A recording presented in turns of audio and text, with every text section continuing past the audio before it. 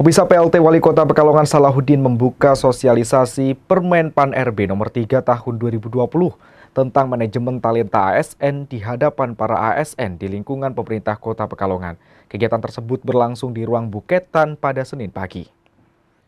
PLT Wali Kota Pekalongan Salahuddin membuka sosialisasi Permen PAN RB nomor 3 tahun 2020 tentang manajemen talenta ASN di hadapan para ASN di lingkungan pemerintah Kota Pekalongan berlangsung di ruang Buketan Seda Kota Pekalongan pada Senin 14 Oktober. Hal tersebut bertujuan untuk menyiapkan sumber daya manusia yang unggul dalam menjalankan perilaku sebagai pelaksana kebijakan dan kompetitif di tengah perang talenta ataupun talenta war yang tengah terjadi saat ini.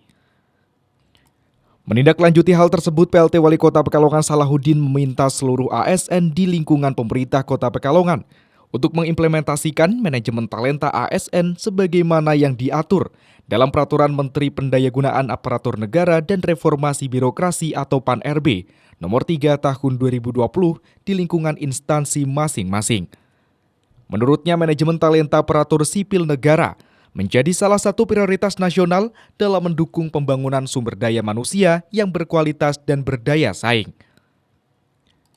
Dalam sosialisasi kali ini, Salahuddin menegaskan bahwa ASN ke depan harus meningkatkan kemampuan SDM, mengingat manajemen talenta akan dilaksanakan dengan semaksimal mungkin.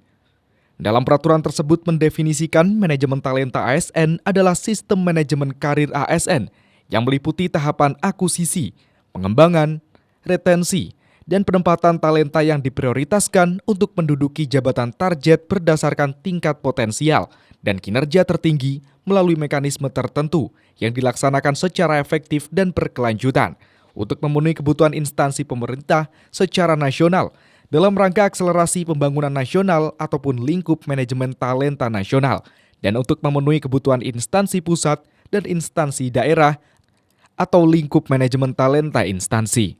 Kita ingin tegaskan tadi bahwa ASN itu ke depan harus meningkatkan kemampuan SDM-nya karena manajemen talenta ke depan pasti akan dilaksanakan dengan semaksimal mungkin dan itu juga terkait dengan netralitas ASN pada Pilkada 2024. Itu saya sudah membuka diri kepada ASN yang mengetahui ada ASN yang tidak netral untuk menyampaikan ke saya dan saya jamin kerahasiaannya karena orang-orang itu dia ingin jalan pintas untuk karirnya ke depan, tidak mau mengikuti diklat, kemudian tidak mau meningkatkan kemampuan, dia hanya pasang di bahasa kasarannya urun lah, entah urun masa atau urun dana ke dua pasangan, dan nanti dia ingin dapat jabatan tanpa harus bersusah payah seperti yang lain. Itu akan merusak manajemen talenta yang sedang dibangun. Romi Suwarto, Batik TV melaporkan.